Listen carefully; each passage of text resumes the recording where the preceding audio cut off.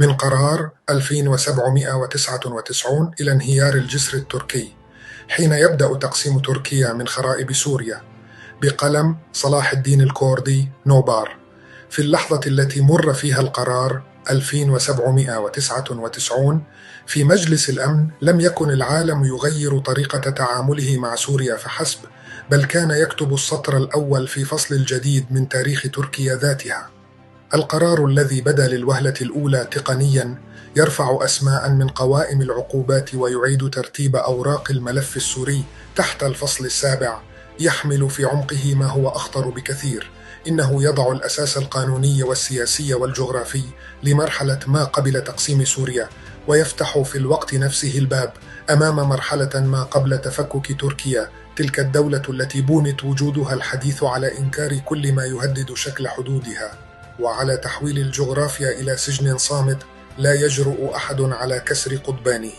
سوريا التي يعاد إدخالها اليوم إلى المجتمع الدولي ليست سوريا التي خرجت من انتداب فرنسي، ولا تلك التي عرفها العالم خلال الحرب الباردة، ولا حتى سوريا المدمرة التي تحولت إلى ساحة لصراع الجميع ضد الجميع. إنها سوريا جديدة متكسرة، نعم، لكن شظاياها لا تتبع منطق الخرائط القديمة، بل ترسم ملامح خارطة الآتية، خارطة يعاد فيها توزيع المراكز، وتعاد فيها تسمية الأطراف، وتمنح فيها مناطق محددة وظيفة دولية تتجاوز سقف السلطة المركزية وحدود النص الدستوري. وأخطر هذه المناطق على الإطلاق هو شرق الفرات، حيث تحولت قوات سوريا الديمقراطية من قوة محلية محاصرة إلى شريك دولي ثابت، ومن طرف مطلوب إخماده إلى طرف لا يمكن الاستغناء عنه في المعادلة الأمن العالمي ومحاربة الإرهاب. فالتحالف الدولي بكل تناقضاته الداخلية استقر على حقيقة واحدة لا يريد أن يعلنها صراحة، لكنها يتصرف على أساسها. لا يوجد على الأرض السورية شريك يمكن الاعتماد عليها ميدانيا سوى قسد. لا النظام قادر على تقديم ضمانات أمنية تتوافق مع الحسابات الغربية، ولا الفصائل المرتبطة بتركيا يمكن أن تعامل كقوة منضبطة خارج أجندات أنقرة، ولا التنظيمات الجهادية تصلح إلا كفزاعة مؤقتة. وحده الكيان العسكري السياسي الذي نشأ في شرق الفرات على تماس مباشر مع العراق وتركيا والعمق السوري استطاع أن يثبت نفسه كطرف متماسك. وما إن يتم الاعتراف بهذا الطرف واقعيا ولو من دون خطابات احتفالية، حتى تصبح الخريطة السورية قائمة فعليا على أكثر من مركز، وتتحول الدولة إلى هيكل موزع بين نفوذ دول كبرى وكيانات ذات وظيفة محددة. وهذا هو التعريف العملي لمرحلة ما قبل التقسيم. لكن القصة لا تنتهي عند حدود سوريا، فالطرف الأكثر قلقا من هذه التحولات ليس دمشق المنهكة، ولا طهران المنشغلة بممراتها، ولا موسكو الغارقة في حساباتها الجيوبوليتيكية. الطرف الأكثر خوفا هو أنقرة. تركيا تعرف أن تقسيم سوريا أو تثبيت كيانات طويلة الأمد على أرضها لن يقفوا عند ضفاف الفرات ولا عند أسوار حلب، بل سيصل إلى قلب الأناضول نفسه. فالمسألة بالنسبة لتركيا ليست مجرد جيران يعاد تشكيلهم، بل عقدة تاريخية تعود إلى لحظة سقوط الدولة العثمانية، حين قطعت الأطراف وبقي الجسد في حالة الصدمة، يحاول منذ قرن أن يقنع نفسه أن الجراح التأمت وأن الجسد واحد لا يتجزأ، بينما الدم في العمق لم يتوقف عن النزيف. ما يفعله قرار 2799 ومن ورائه منظومة إعادة دمج سوريا في المجتمع الدولي هو أنه يحرر شرق الفرات من كونه هامشا، ويضعه في قلب الحركة الدولية، ويمنحه وظيفة لا تستطيع تركيا كسرها دون أن تصطدم مباشرة بالولايات المتحدة وحلفائها. ومع مرور الزمن سيتحول هذا الكيان الشرقي إلى نموذج سياسي وأمني واقتصادي له امتدادا طبيعيا باتجاه كردستان العراق، وامتدادا آخر باتجاه المجتمعات الكردية داخل تركيا نفسها. في السابق كان يمكن لأنقرة أن تستخدم تدخلها في الشمال السوري باعتباره خط دفاع متقدم يمنع تبلور هذا النموذج، لكن القرار الجديد ومعه منظومة الشرعنة المتدرجة لقسد يجعل من كل وجود تركي في سوريا عبئا سياسيا وأمنيا وقانونيا، ويقدم للحلفاء الدوليين مبررا متزايد القوة للطلب من أنقرة الانسحاب ووقف دعم الفصائل التي استخدمتها جسورا وميليشيات ومخافر حدودية. حين تبدأ تركيا بالتراجع عن سوريا سواء تحت الضغط أو بفعل الإنهاك، ستكتشف أنها لم تكن فقط تنسحب من أرض أجنبية، بل كانت تفقد آخر أوراقها في التحكم بالجغرافيا الكردية المحيطة بها.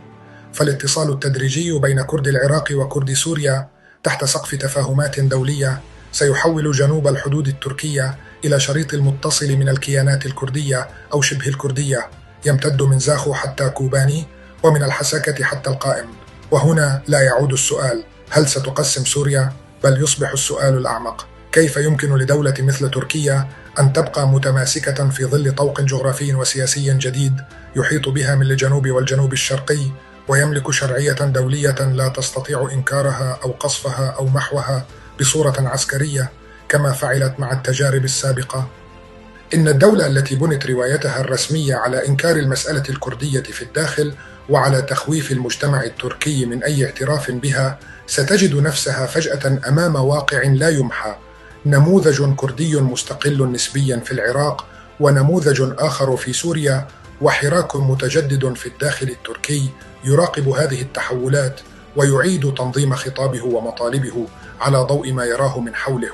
ومع كل خطوة في مسار تثبيت الكيان الشرقي السوري تتصدع قليلا الأرض تحت جنوب شرق الأناضول، ليس بمعنى الانفصال المباشر غدا أو بعد غد، بل بمعنى فقدان المركز قدرته على التحكم المطلق بالمحيط، وتحول الأطراف إلى مراكز محتملة لقوى جديدة تسعى للاستفادة من لحظة انكسار الهيبة المركزية في أنقرة. الاقتصاد التركي المنهك، والمجتمع التركي المنقسم على ذاته، والمؤسسة العسكرية التي فقدت كثيرا من تماسكها بعد محاولات الانقلاب والتصفية، كلها عوامل تجعل من تركيا جسما هشا أمام هذه التحولات. فلم تعد أنقرة تملك طرف اللعب على كل الحبال بين واشنطن وموسكو وطهران وبروكسل، ولا تملك القدرة على فتح حروب موازية في سوريا والعراق والقوقاز والداخل الكردي، ثم ادعاء أنها تتحكم بالمشهد. القرار 2799 يعيد ترتيب الأدوار. سوريا لم تعد ساحة مفتوحة للتجريب التركي، وشرق الفرات لم يعد منطقة قابلة للإزالة بقصف محدود أو صفقة عابرة، وملف الإرهاب لم يعد ورقة يمكن لأنقرة استخدامها لابتزاز الحلفاء. في العمق يمكن القول إن تقسيم سوريا أو تثبيت كيانات متوازية داخلها ليس سوى الوجه الأول للعملة، أما الوجه الثاني فهو إعادة طرح الدولة التركية نفسها كسؤال مفتوح. فالجسر الذي طالما قدمت به تركيا جسر بين الشرق والغرب، بين الإسلام والغرب المسيحي، بين أوروبا والشرق الأوسط، بدأ يتحول في هذا المشهد إلى جسر متصدع لم يعد يصل شيئا بشيء، بل يقف وحيدا فوق هاوية تتسع تحته. ومع انفصال أجزاء من الجغرافيا السورية عمليا وتحولها إلى كيانات لها قانون خاص وموقع خاص ومركز حماية دولي خاص، سيصبح من الصعب إقناع المجتمعات الكردية في تركيا أن التاريخ انتهى عند حدود 1923، وأن معاهدة لوزان هي القدر الأخير الذي لا يمس.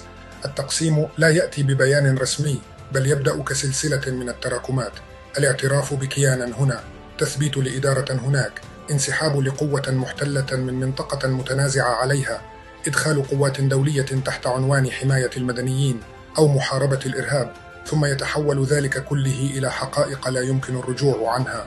هذا بالضبط ما يحدث اليوم في سوريا، وهذا ما سيجعل تركيا تقف غدا أمام المرآة لتكتشف أنها لم تعد الدولة الصلبة التي تتوهمها، بل جسدا تتنازع أطرافها اتجاهات عديدة، وجغرافيا تتعرض لتيارات متقابلة تشدها نحو تفكك بطيء يبدأ في الحواف قبل أن يصل إلى القلب. إن القرار 2799 بكل ما يحمله من لغة قانونية باردة هو في جوهره إعلان بداية زمن جديد، الزمن تتدحرج فيه سوريا من دولة مركزية إلى مجموعة مراكز، ويتحول فيه الكيان الكردي في الشرق إلى نقطة ارتكاز لمشروع أوسع، وتفقد فيه تركيا مسافة الأمان التاريخية التي صنعتها بالإنكار والقمع والمناورة. ومن هنا فإن تقسيم سوريا إذا اكتمل مساره لن يكون إلا مقدمة لتصدع تركيا، فحين تنكسر الخريطة جنوبا لن تبقى الحدود الشمالية بلا أثر، وحين يعترف بشرعية جديدة في الشرق السوري ستجد أنقرة أن حدودها الجنوبية لم تعد حاجزا، بل مرآة تعكس مستقبلها القريب. بهذا المعنى لا يمكن قراءة القرار 2799 كحدث منفصل، بل يجب النظر إليه كحجر الأول في سلسلة تبدأ من دمشق والحسكة ولا تنتهي قبل أن تمر بأنقرة وديار بكر وأضنة وإسطنبول. ما يجري في سوريا اليوم ليس فقط إعادة ترتيب لبيت متهالك، بل بداية الانهيار لجسر التركي الذي لم يعد قادرا على حمل الثقل التاريخ والجغرافيا معا. ومن بين خراب الحروب والقرارات الدولية يولد الشرق الجديد لا يشبه الخرائط الجنرالات ولا أحلام القوميات المتصلبة، بل يفرض نفسه كواقع يتقدم ببطء، ينهك الدول التي عاشت على إنكار شعوبها ويعيد رسم المعنى العميق للحدود في منطقتنا. بقلم صلاح الدين الكردي، نوبر. إن